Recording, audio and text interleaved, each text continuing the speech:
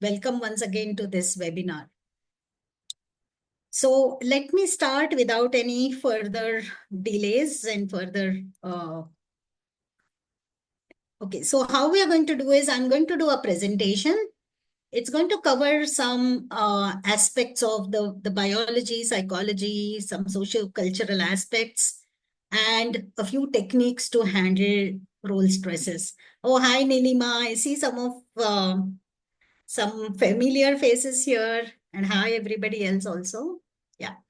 So we'll be covering all this, and later on, I'll be also talking about certain techniques, and then we'll open the webinar for question answers. So I hope that is fine. And so let me begin. Any questions before I begin? Any instructions, anything? Or should I start? Tina, shall I start? Yeah, you can start. I guess we have a good number of people. We could start. Yes. And if anybody has any questions, we'll anyway have 15 minutes of Q&A towards the end. So we could take those questions that time. Yes.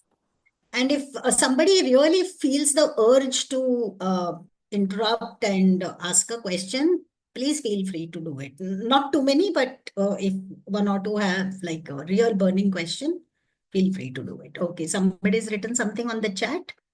Yeah, someone's, hi, Rani, yes. Okay, so let's begin with today's topic, which is a very fascinating topic. All of us, I'm sure, have experienced this, whatever we are going to discuss today, and that is about balancing multiple roles. Now, just with a show of hand, how many of us have experienced this? I'm assuming that all of us have experienced this, but let's just by a show of hand, let's see. How many of you think that, yeah, so some folks are raising their hands, yeah.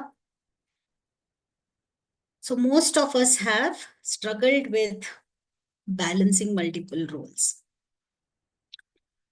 So now what this webinar is going to cover, we are going to talk about stress among women. There's a reason why we talk about stress among women, because there is a difference between how stress is experienced by women and men. And there are various types of role stressors which are faced by women. Of course, role stressors are faced by men and women, but women have, due to various factors, women face them more strongly. What is the impact of all these stresses on women, their personal and professional life? And we are going to talk about a few skills which we may need to develop to balance the demands of personal and work life, and some cognitive and behavioral techniques, and some self-care techniques to deal with the stress. And then you can go away with some thoughts, some personal action plans to balance your own life. So women, of course, are juggling multiple roles. You're a mother, a wife, homemaker, you are a daughter, an employee, maybe a caregiver for somebody. So there are so many different roles that all of us are playing every day. And these responsibilities can lead to stress and fatigue and emotional pretty much strain. And this session is going to provide you insight and strategies for managing your own well-being. Now, why are we focusing separately on women? Now, this is the interesting part. Like women feel that, or men and women, people generally think that everybody goes through stress and it's same for everyone. And that is not true. What happens is, because of our biologies, we are different, and 27% of women report higher levels of stress at work than men. And there are just these couple of studies that I've just noted down. Later on, we can give you some references. Even to prepare for this webinar, I did some studies and read some recent papers. So I could give you those references. 1 in 2 women report high stress in personal and work life. So nearly 42% of women in professional roles report depression and anxiety symptoms. 80% of women say that they have faced workplace discrimination linked to maybe maternity leave or career progression. And 90% of women mentioned that mental health issues negatively affect their productivity. So, occupational stress, organizational stress, personal stress is an important mental health issue to begin with. But trying to understand and focus on women's mental health and stress becomes even more important because more and more women are getting into workplaces, and then they're all stressed. Some form of stress or other. Of course, they are coping, not that they're not coping, but if there is somebody who's lacking the coping skills, it can lead to illnesses.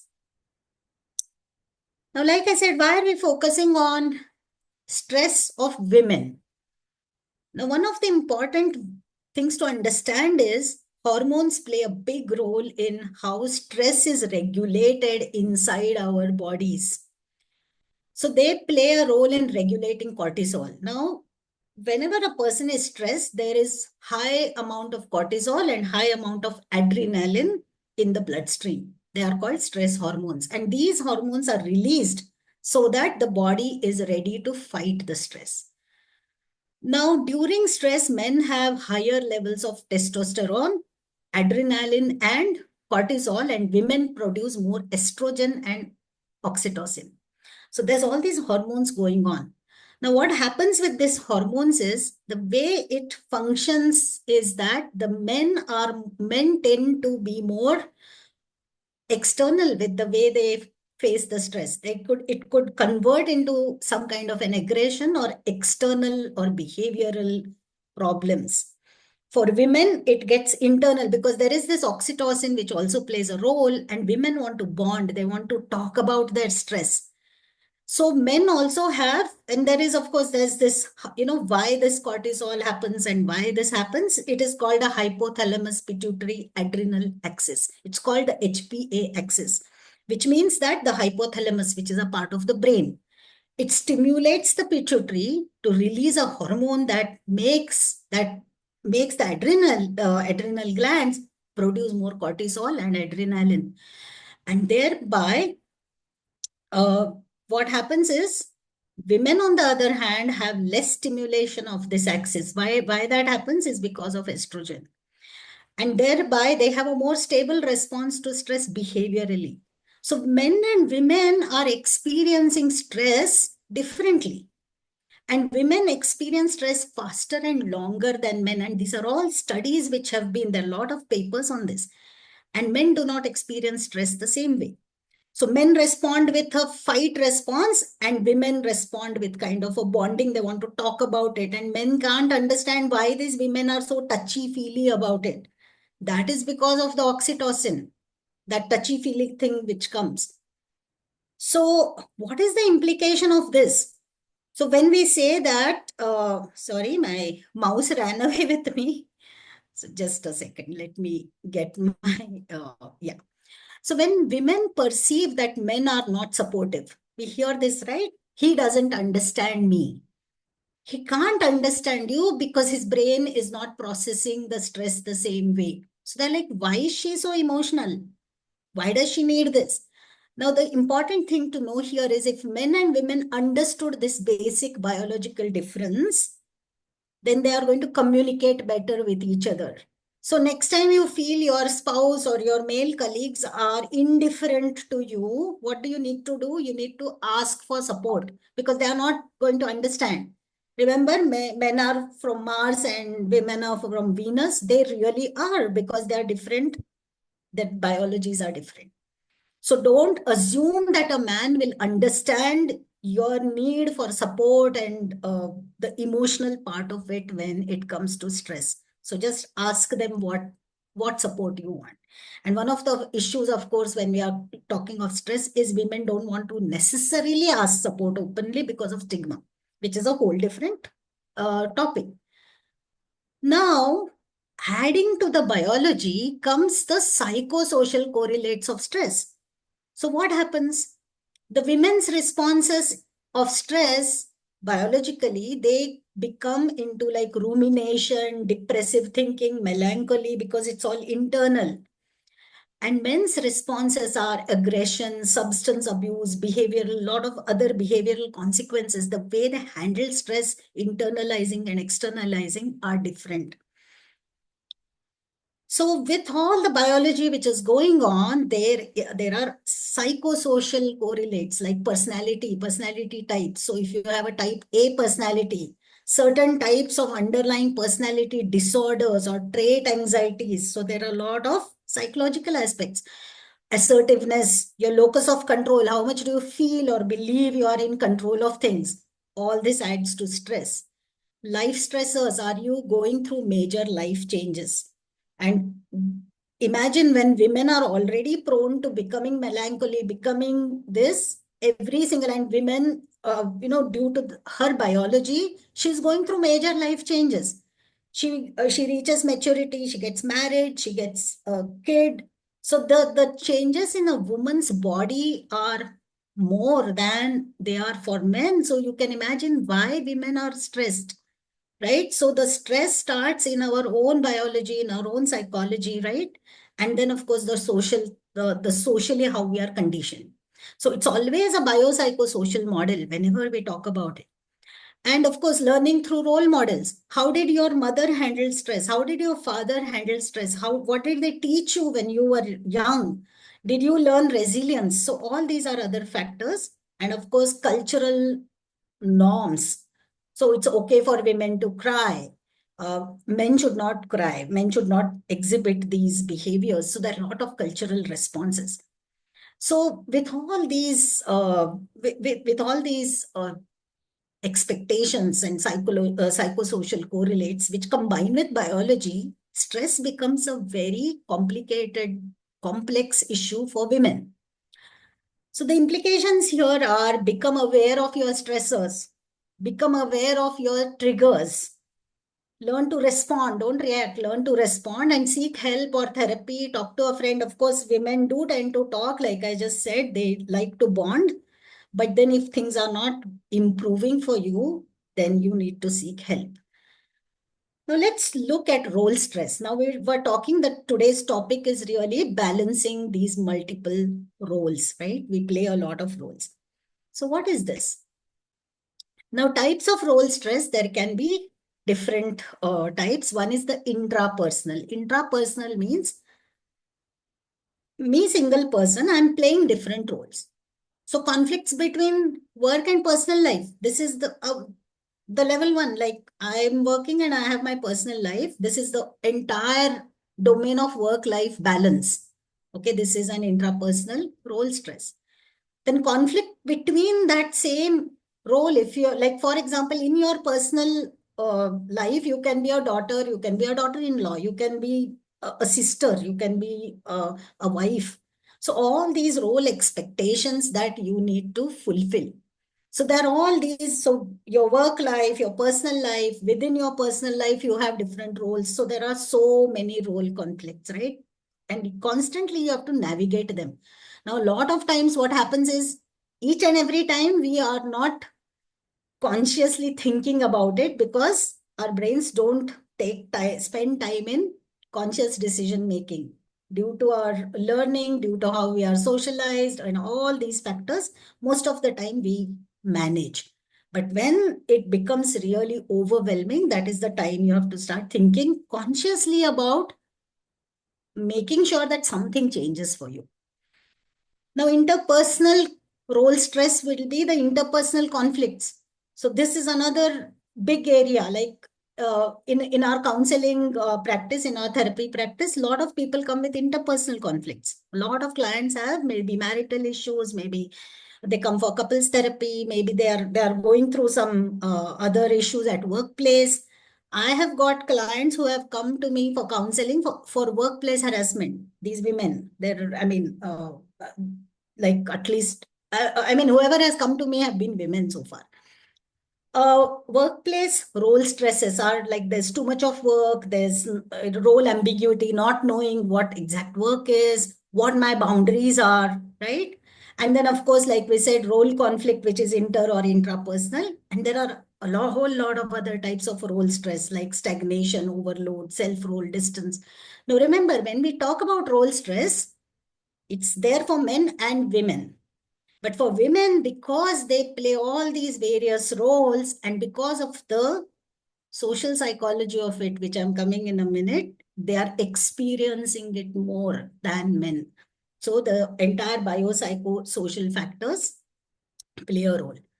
Now, inter-role stress refers to what is caused by conflicts between two roles. So, for example, role of a working mother. So you are an employee and you are a mother. And all of us would have experienced this. What do I prioritize? My kid needs me here and my work needs me there. So how do I handle all these things? Intra-role stress caused by conflicts within two roles. So, for example, just in the role of mother, you have a baby who's crying and you want to send an older child to school. How are you? You can imagine that harassed mother, right? Doing so many things like, we say, like, I need like 16 hands to do all these things. So, this is the kind of role stress that women have to face, and they're playing multiple roles at the same time. And what is the impact of it? Now, the personal impact is there's a constant sense of stress.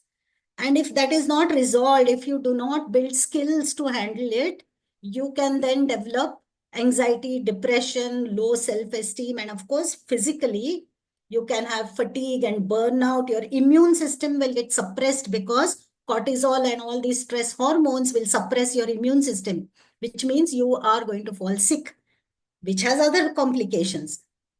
When you are under stress, there are a lot of relationship issues. So stress is always very cyclical. And of course, the professional impact would be there will be a reduced productivity, there is a lack of focus, decision making becomes difficult, and of course, there could be workplace stress and dissatisfaction. So, really, hats off to all the working women who are managing their stress and making it happen, really. So, we are all doing this and we are all doing it well. Some of us will need help. Okay. Now, what happens is challenges of, just 1 second, was there something in the chat? Oh, okay. So, what are the challenges and impact of balancing these multiple roles? The first challenge is societal and cultural expectations, gender roles. All of us have grown with all these expectations, like wives and mothers or daughters. So, meeting the demands constantly of the children, of parents, of in laws, of spouses. There are social obligations. Who is always going into these social functions? The women of the house, right? If there's a religious function, it's the woman who has to do. If there's a social function, she has to take the lead. So she has to manage that extended family of relatives. So there are all these gender role expectations, the family demands, there's social obligations. So it adds to all the things that a woman needs to do. Now, in the workplace, and these are again studies which have proved, and women leaders have also spoken about this, that to reach certain positions or to just make them make them recognized, they have to work harder than men to prove themselves. And especially at leadership levels, to reach leadership levels, you can look at all the literature which is out there, which says that women are working twice as hard. Then you have to, what happens is the impact is that women then have pressures at workplace and pressures of family. And then there is it's like almost like, should I choose my career or should I choose my family? So they choose not to get promoted, not to get transferred, not to go to other cities. So workplaces are not designed necessarily for these kind of DEI in workplace. When we talk about DEI, it's not about putting incompetent people in a workplace. It's about making the workplace suitable for people with different needs so that they can bring the best of themselves to the job they are doing. This is the real essence of DEI. It is not about putting people who are incompetent into roles. So what happens with women is they have a lot of lack of like personal time and self-care. With all this happening, end of the day, the woman is so tired, they just don't have any time for personal care. And it can lead to emotional and mental exhaustion.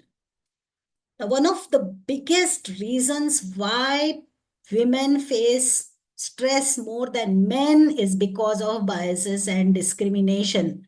There are a lot of types of biases. I'm not going to go into details of this because it will elongate the lecture, but there's a conformity bias.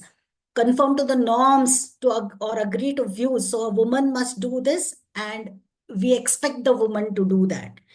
We look for evidence. If woman is doing this, then is she doing it the same way, like what we expect her to do? So we are looking for statistics or data point where we are getting of our own biases.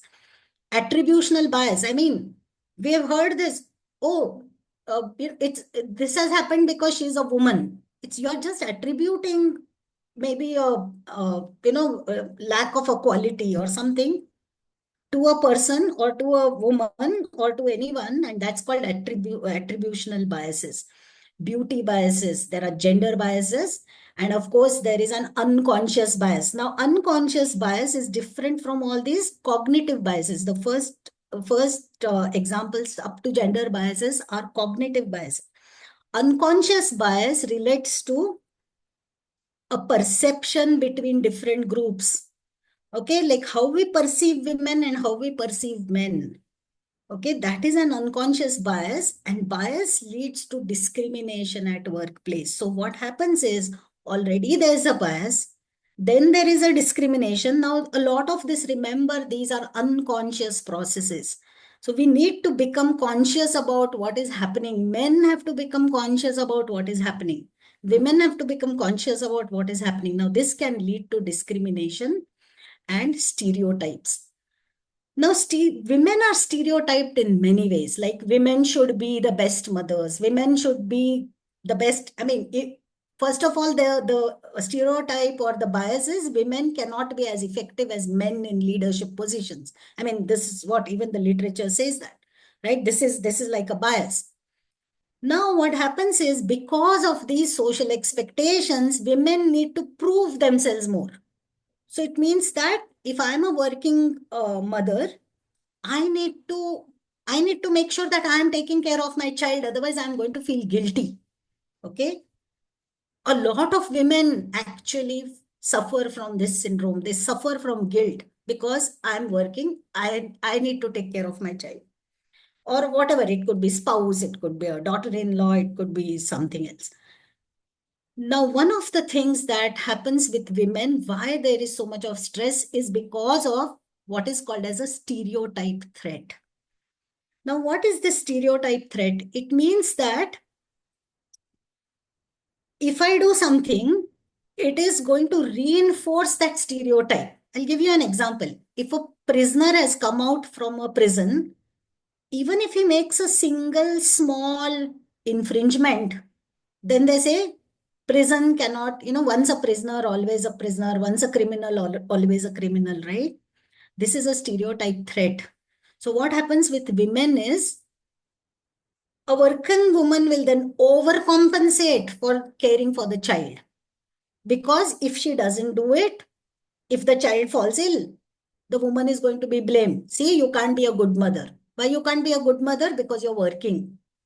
A working lady will overcompensate by cooking 3 meals a day because women must cook.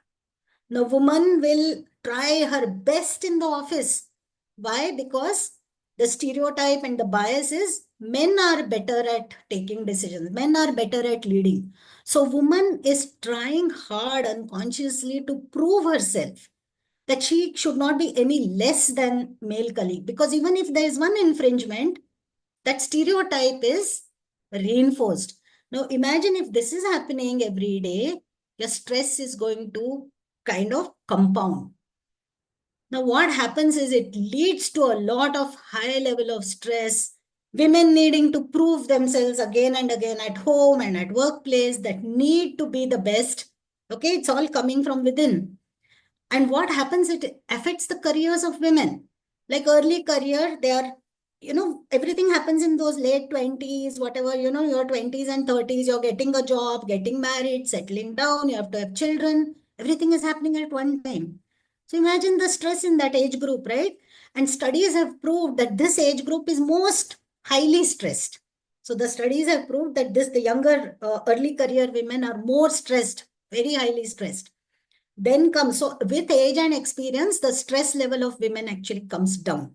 Okay, because they probably have got like how to handle all these things. uh, Growing family demands mid-career, right? Your kids are now in middle school, and then you are also somewhere in the middle management in the company, again, high level of stress. And late career advancement and the work stress demands of higher position. So what happens is a lot of women end up compromising.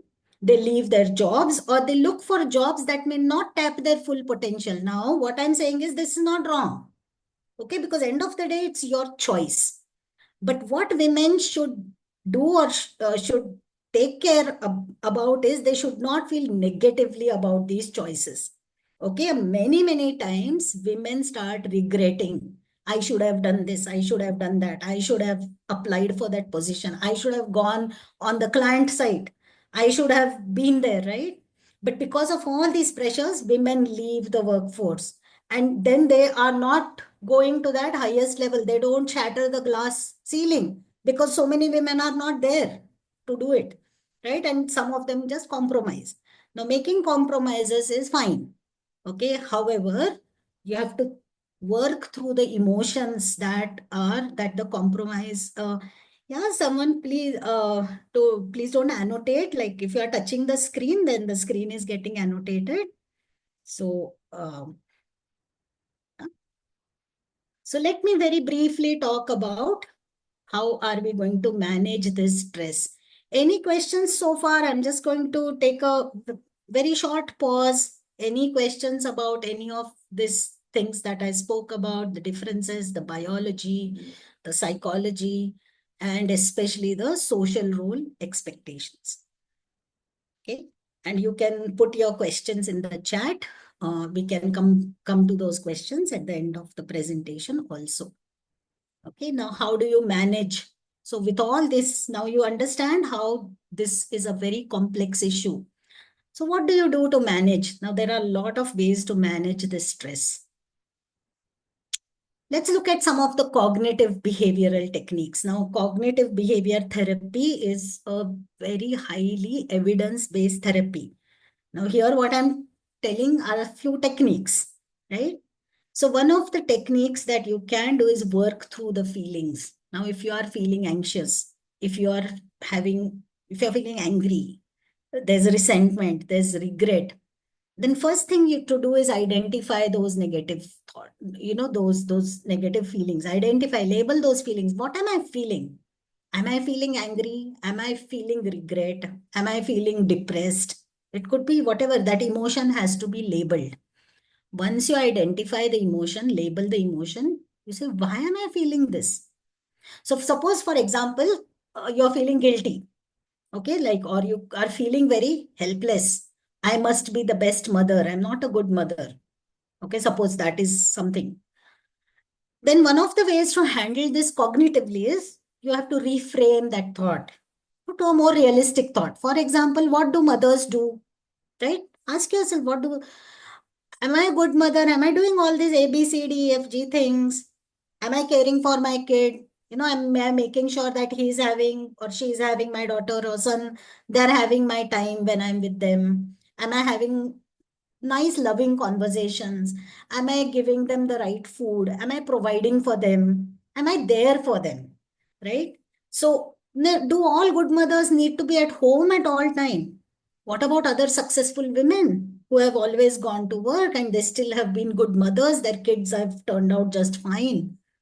So, what will you tell yourself? Can you do this realistic self-assessment that, hey, I don't have to be guilty, right? The guilt comes down. Similarly, if there's resentment, anger about letting things go, right? You have, they'll say, a lot of women say this, I I had to leave my job to take care of my kids. I had to leave my job to take care. And in my own life, I mean, I have made these choices. I could have become, a corporate leader, but I made those choices and they were my choices. But when I made those choices, I made them because of my values or whatever I believed in, right? So it is individual. But if you are having this kind of negative emotions, then you must work through it. Because what happens with negative emotions, and if you don't work through it, your chronic stress is going to be high. If chronic stress is high, you are going to have either physical illness or a mental illness. Your body has to dissipate those stress hormones, right? So the chronic stress is very dangerous. And if this becomes a day to day thing, when you're ruminating, remember how women ruminate? The ruminations can cause it worse. Depression will increase if you constantly ruminate. How do you deal with role conflicts and internal conflicts? So some cognitive behavioral techniques. So for example, you are having a problem with, say, for example, should I leave my job or should I continue my job? These are important decisions. They are conflicts. They are like the conflicts that come under categories of approach avoidance conflicts. You don't know whether to do this or do that. There are double approach conflicts. Both are good options. So one of the best ways to work through conflicts is actually take a paper and do a cost benefit analysis. What are the pros of me continuing in my job? What are the cons? What are the disadvantages? It's also called advantages and disadvantages. So whenever you are faced with internal conflicts, these are good techniques to follow. A cost benefit analysis or pros and cons analysis. Should I continue or should I leave my job? One of the things that you must ask yourself is, what are your personal values, right? You have come into a place where you know your personal values. If you don't know, that is a self reflection. You have to know, what do you value most, right? And then you prioritize.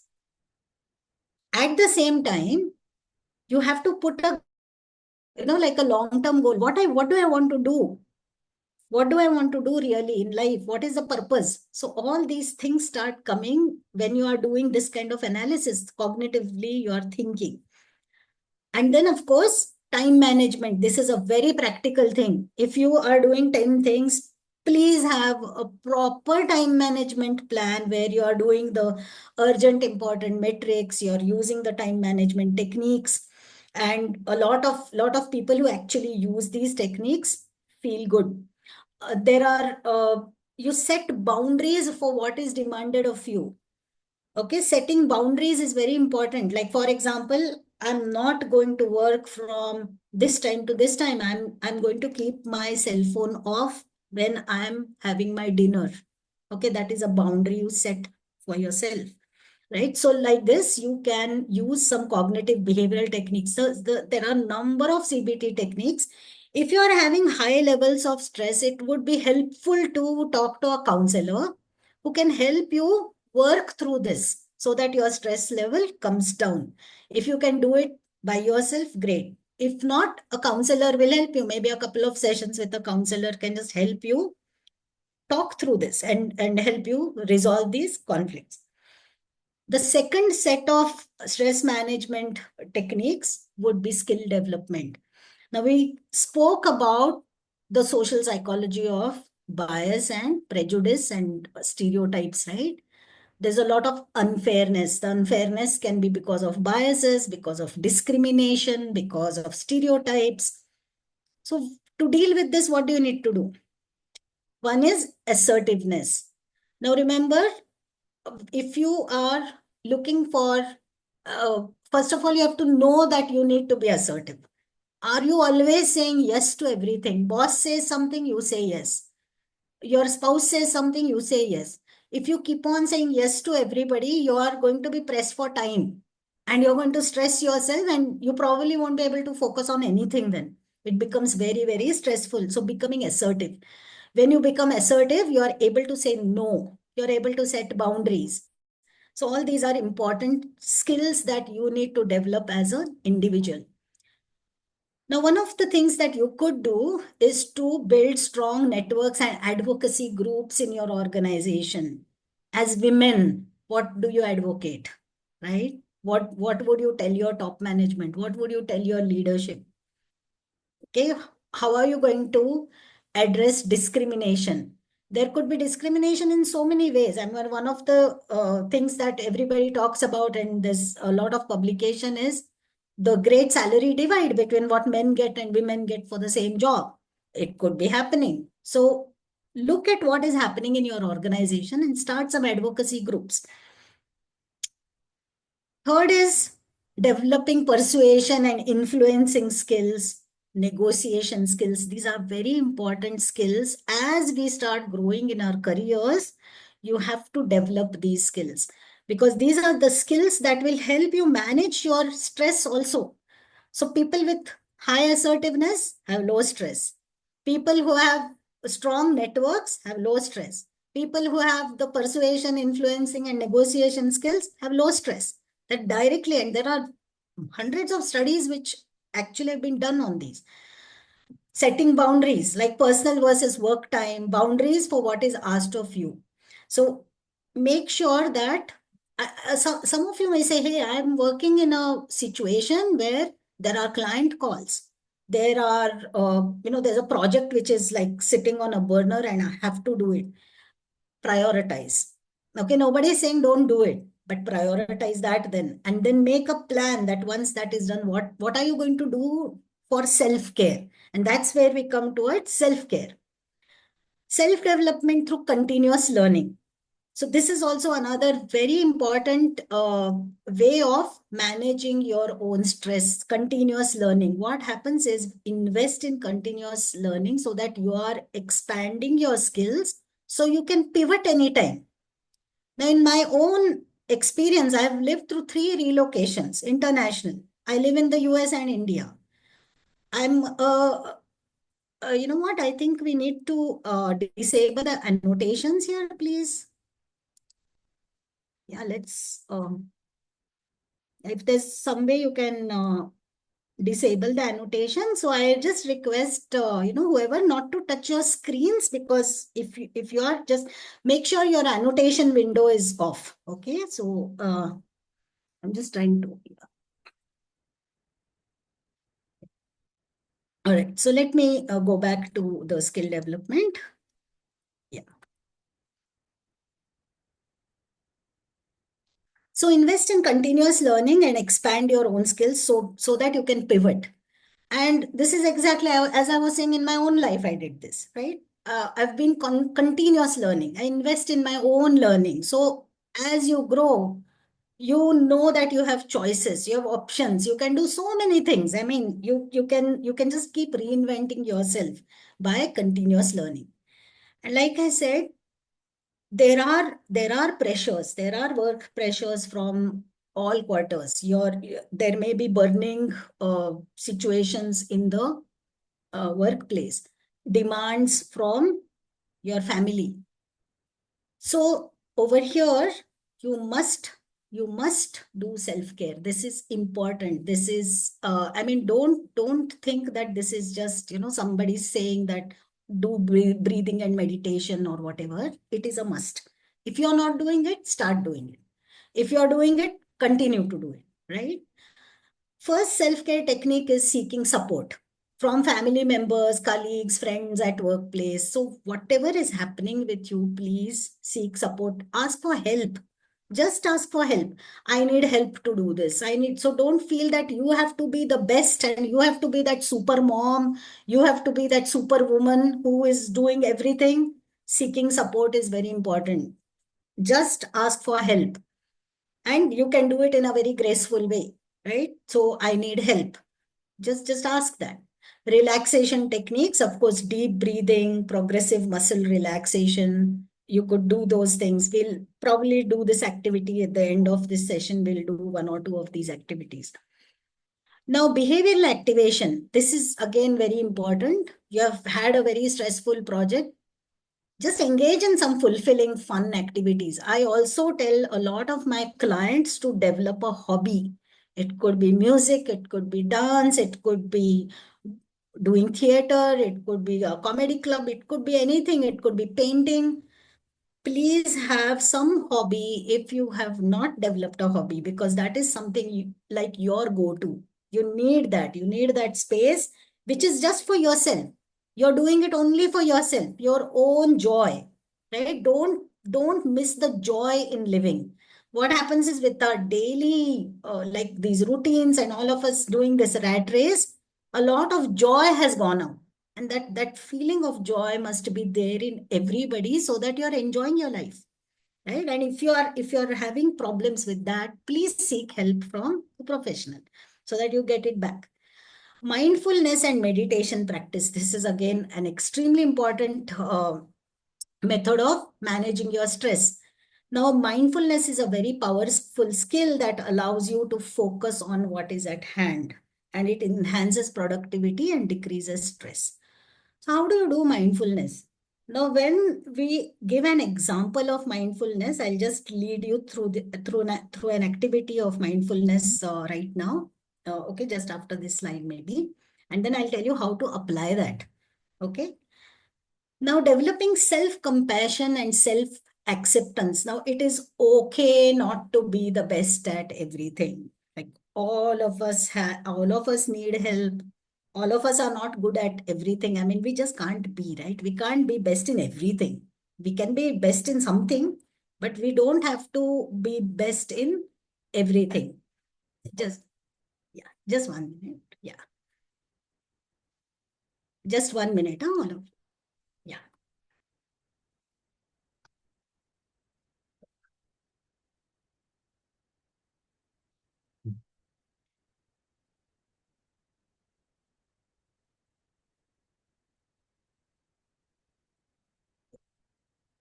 See, this is a challenge of, see, working at home. Like, my brother just came and he wanted his laptop, so I had to just switch off the camera and give him his laptop, right? But did it make me feel like, oh my God, now I have to switch off the video? It's okay. Take it in that moment, deal with it, move on, right? This is what mindfulness is. Now, if I had started thinking, oh my God, what are people going to say? I have to switch off my video in the middle of a webinar. It's okay. It happens, right? So just take a deep breath, mindfully focus on whatever you're doing, move on, right? Now, developing self compassion and self acceptance. It's okay not to be the best at everything. Taking breaks and investing in personal growth. Please have a plan. Please have a plan. Every year, do something that you are investing in yourself. It could be a health thing that you are interested in. It could be a vacation. It could be something that is going to enrich you. And of course, seek therapy or counseling. If the stress becomes very overwhelming, don't delay till it results in a physical or psychological disorder, because chronic type 2 stress can result in maybe anxiety, depression, or health issues. Now, a lot of us may suffer from, say, constant acid reflux. You could have, hives and allergies which keep coming up. You could have all these bodily things that are happening. Okay, blood sugar, cortisol, all these things. Eating disorders like negative coping mechanisms, that can also result from all this stress, especially the psychosomatic symptoms. A lot of times people come insomnia.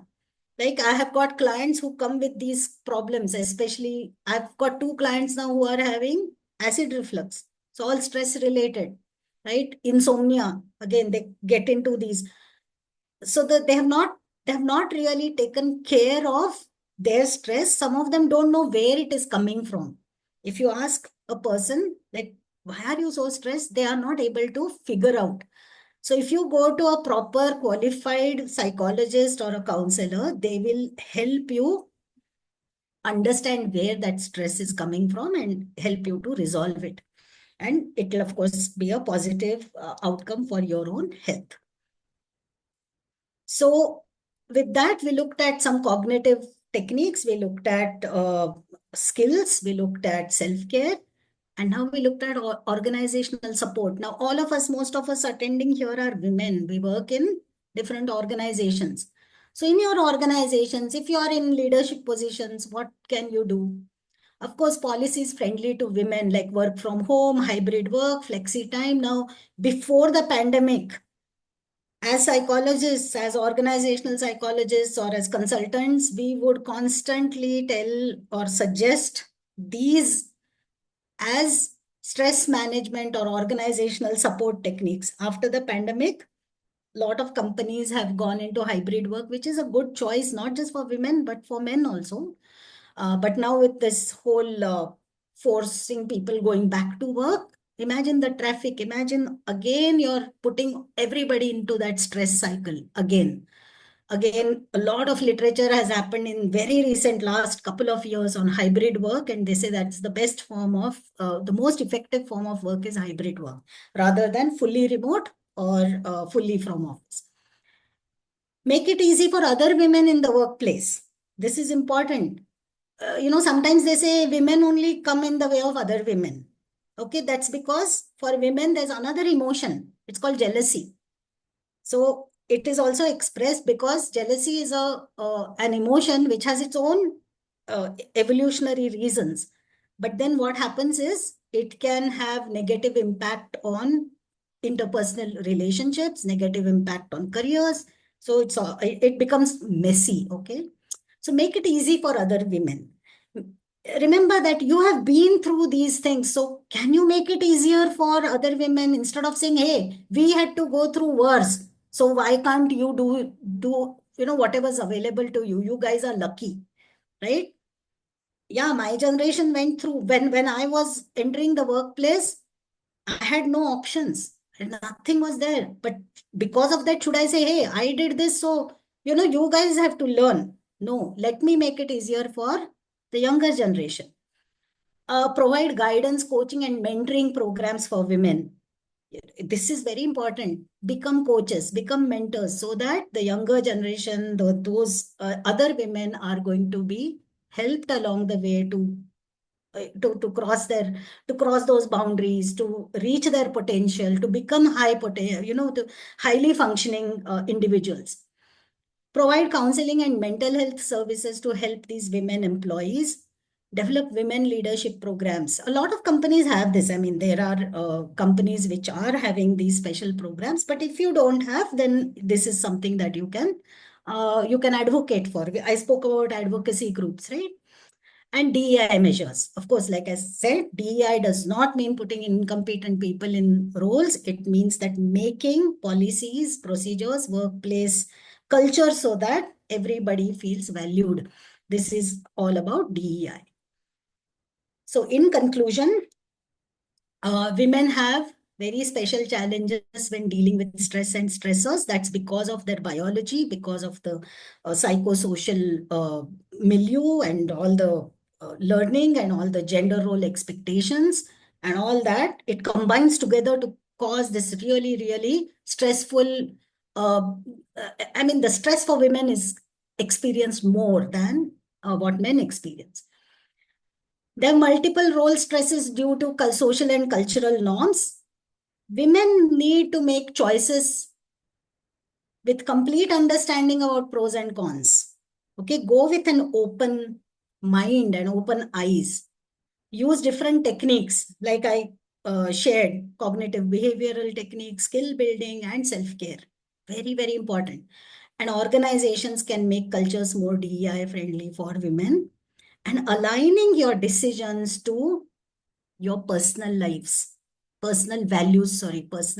This is very important. What do you value? Now, there is no right or wrong, good or bad. It is individual decisions. End of the day, you as a person need to be happy. What makes you happy? That is what you have to just ask yourself. Now, remember, women are not competing with men. There is no need to compete. They need to feel equally valued and thereby equally respected in workplace and their families. See, the gender issues start with families. right? You may be like the CEO, I think Indra Nui, she said she had to come back and she had to do this cooking or whatever. That expectation is there. Good, bad, whatever, that's up to each person how they handle it. That's up to their own personal values. Okay. So now if we can teach our next generation to think differently about women and gender role expectations, learn to take help from women, and we support them in turn, right? So it is working with the men. Like my son, I tell him, I tell him, if when you get married, remember that the woman you're going to get married is also going to be a working woman. So you have to support that lady. You have to co-parent. You have to. It's not like the olden days. Whoever you get married to, you have to respect their career. My husband has supported me. How I can live in India for 5 months, there, here, my business. He is supporting me. So we need to support each other. Make sure that we are not competing. We are part of this society. We have to work together so that everybody understands each other. There's good communication across sexes, across genders, and we respect each other. So let us support each other as women and become stronger. So this is my message. So I hope you all enjoyed this presentation. I'll be taking you through a very short mindfulness exercise and tell you how exactly you can use mindfulness in your workplace or at home. So shall I do that now? Everybody ready? I'm going to just stop share for a few minutes when I'm leading the mindfulness exercise. Okay. So I hope you enjoyed this presentation so far. So all of you, I request you to take anything, whatever is lying around in your, on your table. It may be, I have a scale which is lying, or just take something, maybe a pen. Do you all have a pen with you? Something that is lying. Yeah, take. Oh, I can see Kalpesh is having. What is it, Kalpesh? You can unmute yourself. It's a notepad post-it. It's a notepad post-it. Okay. So pick up a pen. I think, I don't know that, ma'am. If you are Aman Rajbali, please rename yourself. So all the Aman Rajbalis here, please rename yourselves. Yes, I can see ma'am holding a pen there. Yeah, Sucheta is holding. Yeah, so now all of you close your eyes. Close your eyes. Yeah. Uh, you're speaking, but you're on mute, and your name says Aman Rajabali. So I don't know who is speaking. Okay, I said I logged in with the Dr. Mukta Datta, but I don't know how it's Oh, coming as Aman yeah. Rajbali. Yeah. I have no idea. There are many Yeah. Aman Rajabalis here. So please rename yourselves, please. I have Yeah. no idea why this happened. Uh, This is the first time we are experiencing this. yes, same, No, I same. think So because yeah. they sent the So link, ma'am, Yeah. and we joined through that link. So that Mm. link is by yeah. default picking up the name. Okay. Okay. No, but we all joined. Our names are coming, so I have no idea why, but that's okay. It doesn't matter. So let's come mindfulness. Let's focus. Okay. Yeah. So see, this is exactly an example. Now suddenly we went into this Aman Rajbali, this thing, the naming, why this happened. Let's focus. Come back. Come back. Right. This is mindfulness. So I had a little interruption when my brother wanted his laptop. It didn't disturb me. Mindfulness, because you're focusing, right?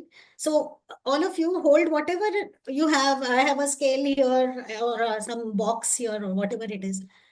Close your eyes. So hold that thing. I'm going to call it an object. Okay, so it may be different object. If you want, you all can switch on your videos so I can see who's holding what.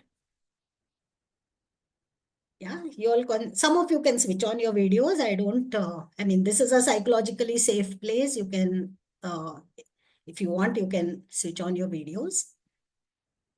I'm so happy to see some guys also attending this webinar. So I hope you are all enjoying this. Okay.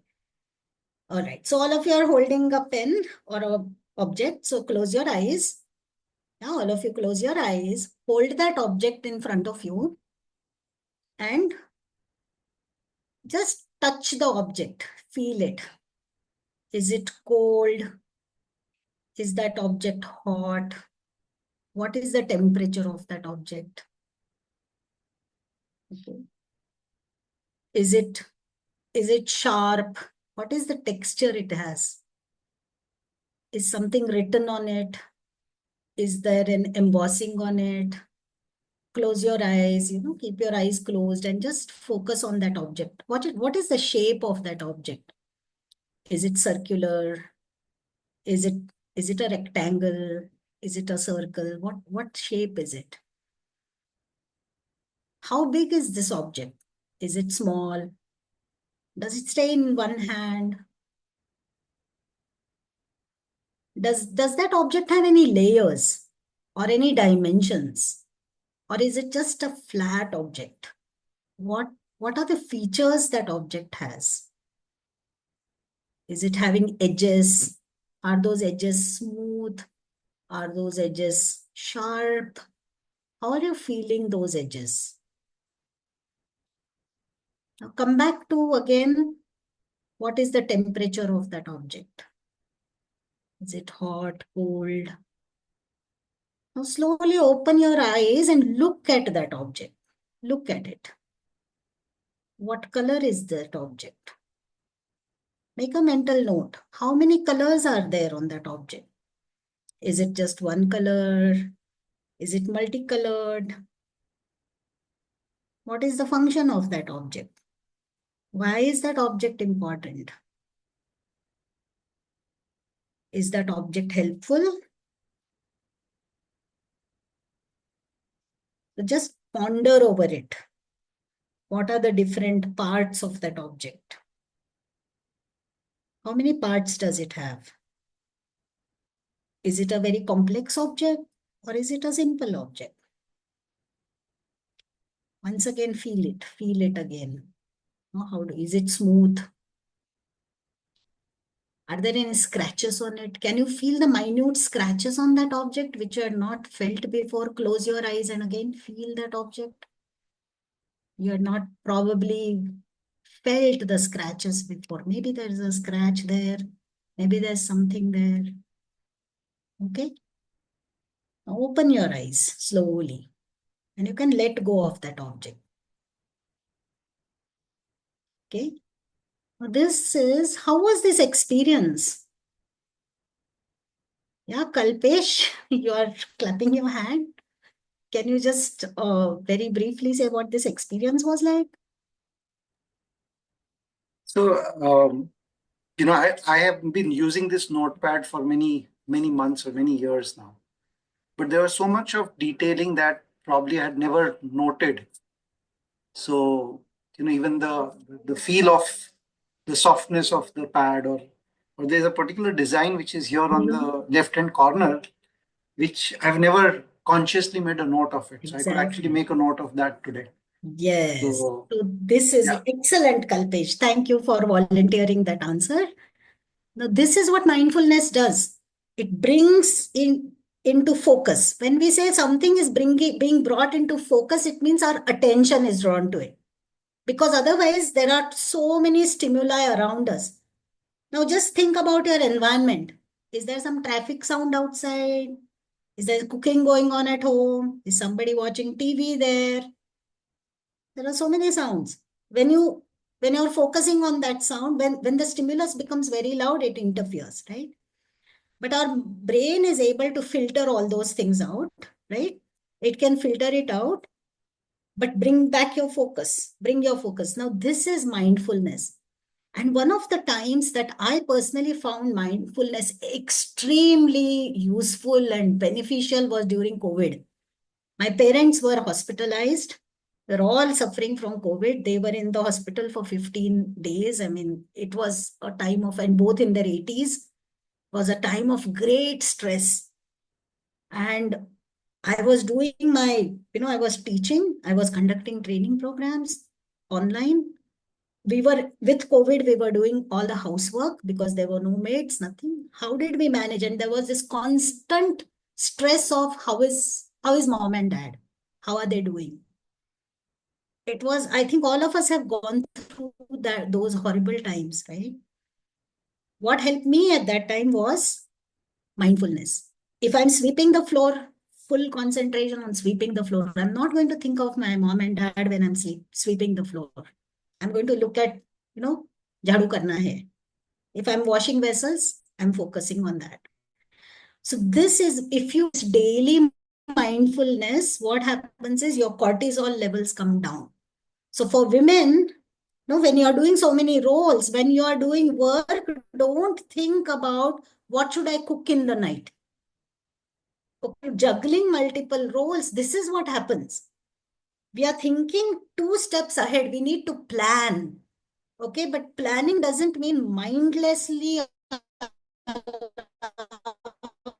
interfering, and introverts can cause anxiety, right? Oh my God, I have not made anything ready for, I have not chopped up the vegetables. Now I have to go and chop vegetables. When you're doing a project, when you're writing a code, don't think of chopping vegetables. You're going to make a mistake in the code. Then your QA team will come and say something is not working, right? So make sure that you're focusing. When you're at home and you're cooking, don't think about, so when I say don't think, that's not going to happen because thoughts come. You cannot control what comes into your mind. So if you say don't think about it, you will think about it. What you need to do is focus, just like you focused on that pen. There were other things happening. But if you're cooking, focus on the cooking. Now this comes with practice. Mindfulness has to be practiced. Mindfulness, I mean, I had clients with severe depression, severe anxiety, especially anxiety. Mindfulness works wonders with anxiety, and a lot of multiple, all this juggling of roles, a big component of that is anxiety. So if because there's anxiety and there's a component of worry. Okay, worry and anxiety, there's a component of fear that something will go wrong. So all these are anxiety inducing intrusive thoughts. But those thoughts are just thoughts. These are cognitive behavioral techniques. The thoughts are thoughts. Thoughts will not do anything. Focus on behaviors. Okay, behaviors get results. How do you focus on behaviors? By mindfulness is one of the techniques to do it, right? So I hope you all enjoyed this session today with all these different techniques. We have recorded this, so we can send you the recording. We will be taking question and answers. And for taking question and answers, we are going to stop recording because there may be something that somebody may ask which is personal. We don't want that to go in public. So we will stop the recording and you can ask